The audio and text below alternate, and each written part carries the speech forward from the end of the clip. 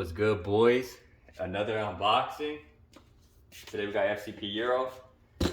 We're gonna do some M5 fluid change, and I have one plug for my M3.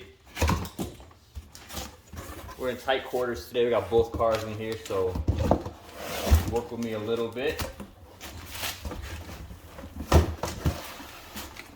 We got my baby mama back in the cut. Say hi. Hi. Yup.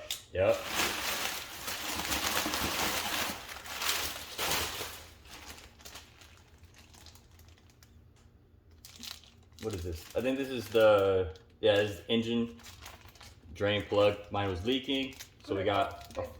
I'm sorry. What happened? Put it a little bit more down. Yeah. Right. We got genuine BMW oil plug. What else we got? Two transmission drain plugs. Change both of them. The plug I believe I need for my M3 electrical pin connector, 2-pin. Let's see if that fits. Transmission fluid. I went with Redline ATF D4. We'll see. I forgot what I have in there. I either have purple Max or some type of Redline. One of them's in there. Feels good, but it leaks. And then of course, damn. What the fuck? Alright, it's still good, but it looks a little rough. Let me make sure it's all in there. We got our plug, our washer, our O-ring and our washer. Got that in there. And then, of course, we got oil change, because obviously if you're changing the plug, can't really do much unless you drain the oil.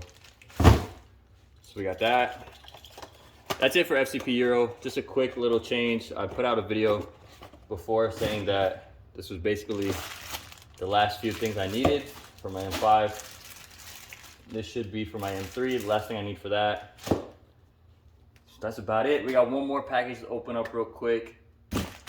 Not much of an unboxing, but throw it in there. Got this. I went Chemical Guys because obviously we bought the machine from Chemical Guys, the rest of the kit. So we got that.